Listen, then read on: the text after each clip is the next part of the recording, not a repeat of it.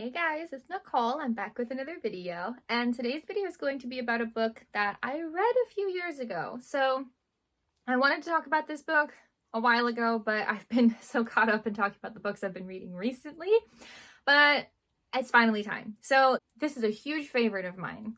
And before we get into it, I just wanted to say, if you've subscribed to my channel recently, thank you so much. It means so much to me, every single one of you. And if you haven't subscribed, please subscribe to my channel. It would mean so much to me. It costs you nothing, and you'll get notified every time I upload new videos, which I tend to do every Tuesday and Friday morning. And if you end up enjoying this video, please like, comment, and share this video if you do enjoy it with anyone that you think might enjoy it. So that being said, we're going to get into the book that we're talking about today. So today's video is going to be about the book, The Firebird. And the author is Susanna Kearsley, I think is how you pronounce her name. I'm so sorry if that's not. I believe I read this book around 2016 or 17. It was a few years ago. I don't remember the first time I picked it up. I know that I picked it up because of the cover. It's such a gorgeous cover. The colors are so striking, and you have to wonder, what is that person doing? They're clearly spinning around, but why? And I love the title, The Firebird. Oh, it's like, what could that possibly be about? So I'm sure that's what drew me into this. I don't actually remember, but I'm going to go ahead and read the back before I get into why I love this book so much. So at the very top of the back, it says, "Two women, one mysterious relic, separated by centuries." Nicola Martyr was born with a gift so rare and dangerous, she keeps it buried deep. When she encounters a desperate woman trying to sell a small wooden carving called the Firebird, claiming it belonged to Russia's Empress Catherine, it's a problem. There's no proof. But Nicola's held the object. She knows the woman is telling the truth. Beloved by readers as varied and adventurous as her novels, you will never forget spending time in New York Times and USA Today bestselling author Susanna Kearsley's world. So, they don't really tell you what they mean by she holds the object so she knows it's true, that it belonged to Russia's Empress Catherine. So, I don't know if that's a spoiler, so I'll keep that out until the end just in case. But this book was published around 2013, so it's not the most recent book, but it's not that old. It's only like 12 years old, so it's a pretty recent book, and it's one of my favorites. I love this book so much. It's one of those books that, you know, when you're ever thinking, anytime anyone asks you, what's your favorite book? It's so hard to pick one, right? But there's always a few that like come straight to your mind. This is one of those. And the reason why is because, yes, there are certain abilities that allow the people to know that what happened to an object, but it's also because it's very historic and story-based. And I love those kinds of stories. Historical fiction is definitely one of my favorite genres, and while I wouldn't necessarily categorize this in historical fiction, it does have to do with history, and there are some historical events that happened that are talked about in this book that did happen. So this might go in historical fiction. It's kind of hard to tell. But I do love that genre so much. I love stories. I love history. I love the combination of all of it, and the storytelling aspect, the fictional part. So that's probably why it's one of my favorite books. But there's also just this great building of relationships between the main character, Nicola Martyr, and someone else in the book that may or may not have similar abilities to her. And the way that relationship is built and the history of it is another reason why I love this book so much. It's just so beautifully written and so entertaining and heartwarming at the same time. So it's an incredible adventure with almost no action, if that makes any sense. There's an adventure involved with no action. And I guess there's a little bit of a romantic element thrown in throughout the book and towards the end, but that's not the main point. It is just part of the story. So that's probably why I love this book so much. And I don't want to give any spoilers on it without giving a spoiler alert, so I'm gonna go ahead and read the first page of this book just to give a little bit of a taste, and then we're gonna go right into spoilers because I want to talk about some things, but they are spoilers, so I don't want to give anyone spoilers if they don't want any. So the first page, pretty simple, goes into just regular chapters. Chapter 1. He sent his mind in search of me that morning. I was on the tube, a half a minute out of Holland Park, and in that muzzy, not awake yet state that always bridged the time between my breakfast cup of coffee and the one that I'd have shortly at my desk. I nearly didn't notice when his thoughts touched mine. It was a rare thing these days, rarer still that I would let him in. But my own thoughts were drifting, and I knew that his were too. In fact, from what I saw of where he was, the angle of the ceiling and the dimly shadowed walls, I guessed that he was likely still in bed, just waking up himself. I didn't need to push him out. Already he was drawing back, apologizing. Sorry. Not a spoken word, but still I heard the faint regretful tone of his familiar voice. And then he wasn't there. A man sat heavily beside me, squeezed me over on the seat, and with my senses feeling raw already, even that unwanted contact was too much. I stood and braced myself against the bit of wall beside the nearest door and forced myself to balance till we came to Bond Street. When the door slid open, I slid safely back into the comfort of routine, my brisk steps keeping pace with everybody else as we became a texting, talking, moving mass that flowed together up and out and through the turnstiles and emerged onto the pavement, where we went our separate ways, heads down and purposeful. So that is the first page. I love that last sentence is such a run-on sentence because of how it feels to be running into the routine, following the crowd. That small thing that I noticed.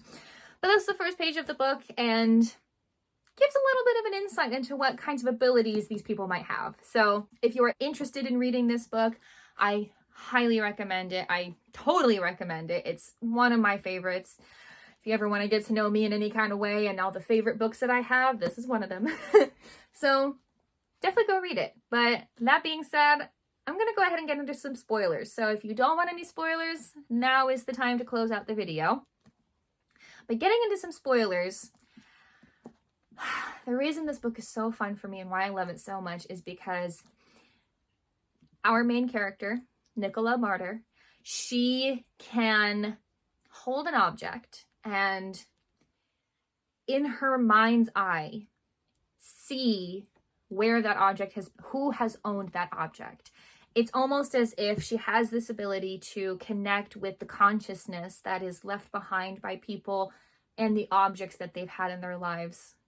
Whether they meant something to them or not, it's kind of hard to tell. And that is a very cool concept.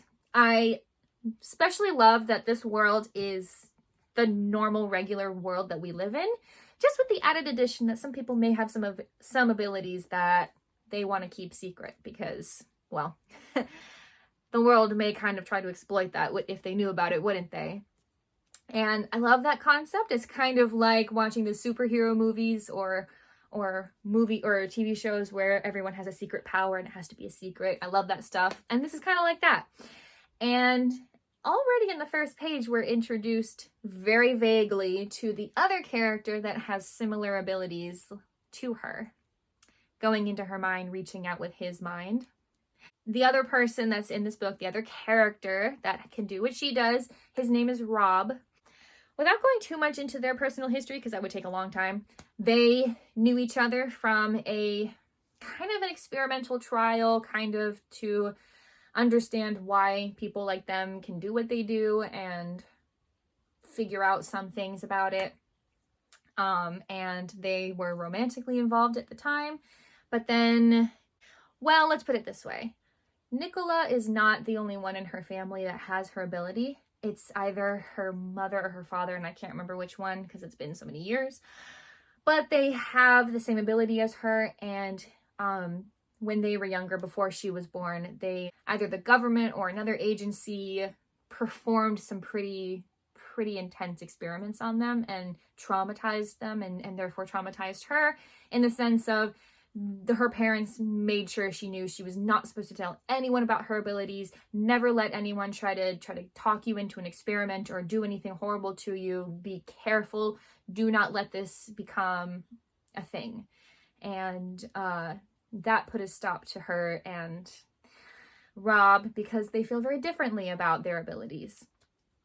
So it's a very interesting book, and like on the back it says, the story itself is because a woman has come into possession of a carved, basically it's a bird, it's a carved bird, I think it's pretty small, called the Firebird, that was made and then given to to Russia's Empress Catherine. I don't know exactly when that would have happened because I don't know how long ago Russia had the Empress Catherine. I'm not that knowledgeable in history, but obviously there's no way to prove it. She just it had been handed down in her family for centuries or however long it was, and the story was that it came from her. But there was no way to prove it. Nicola can prove it because she can see it, and then she can find a way to prove it because she can see it in her mind's eye, and that way she can prove it and it can be sold and it can have value and that kind of thing. And that's the adventure that they go on, because why does she decide to take this job? She very clearly lives a life where she tries to not make her abilities known. So why does she decide to do it? So it's an interesting story, and I do love that very much. It is a thick book, and they go to a lot of different locations to try to figure out, you know, how to prove that the Firebird once belonged to the Empress. And it's fun. It's quite the adventure, and the really fun part is it's not only necessarily a simple vision that Nicola can see in her head. It's also something that she almost kind of embodies, or maybe even feels like she's actually in the memory. So when you're reading those parts that, okay, she's holding an object or she's in a place and she's touching something, she, for us and kind of her, is quite literally there. She's not physically traveling back in time, but it almost feels like she is. So it's very fun reading those parts because that part is almost kind of historical fiction because we're traveling back in time and then kind of entering into a world as like a watcher in a way. So it's fun. And if you love that kind of stuff like I do, this is definitely the book for you. Like I mentioned before, one of the reasons I love this book so much is because of the relationships that they build, especially between Nicola and Rob. Because, as I mentioned, they feel so differently about their abilities. And in this world, even in our world, you're given certain skills and abilities for a reason. And it can be helpful to not feel scared or any kind of shame around your abilities, because they can be used for good if you do things right. He goes on this adventure with her. Rob goes on the adventure to figure things out with her.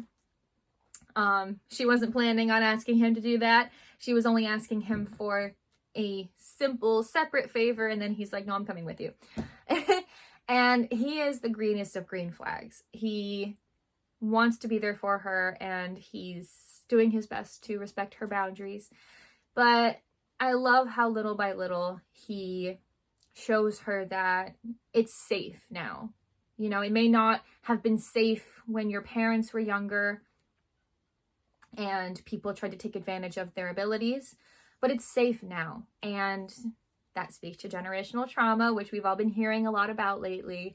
And he kind of helps her overcome that. And it was really a beautiful way to have her not just open up to having a romantic relationship, because that's not the goal here, but to having a more fulfilled and honest relationship with herself instead of living in fear. And trying just so hard to protect herself. And I love that. I love that the way that relationship pans out, because it's not just about him. It's not just about them getting together.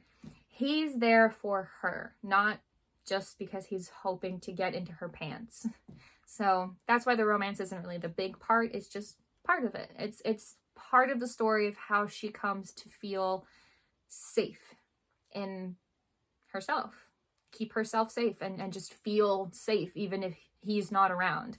So definitely one of my other favorite aspects of the book, because you just don't get those kinds of relationships a lot in real life or in books. So definitely another reason why I love this book so much. I don't think I can hype this book up anymore.